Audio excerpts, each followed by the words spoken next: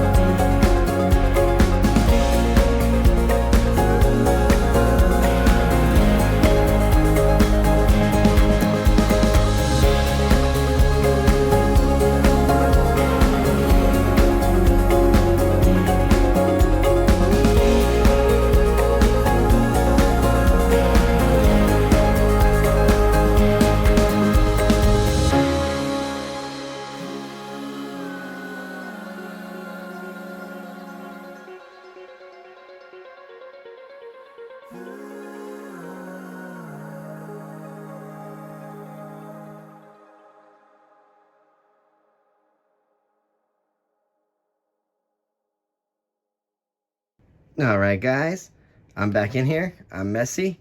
This looks amazing. Now, again, I do apologize. This is not traditional hide and reveal with the Strom art here. It's obviously our style here at Michael's Making Art. That was kind of crazy, but oh, I love it. These colors are so awesome, and man, it worked out so well. I mean, I have this one problem down here, but honestly, in the end, it's gonna blend in with everything. It's gonna look great. So, wow, I cannot wait to bring you guys in for the close-up before these pearl cells just go insane on this. But the lacing is so nice here. Oh, okay, guys. So, this was so much fun. I love these colors, and guess what? I'll see you guys later. Bye.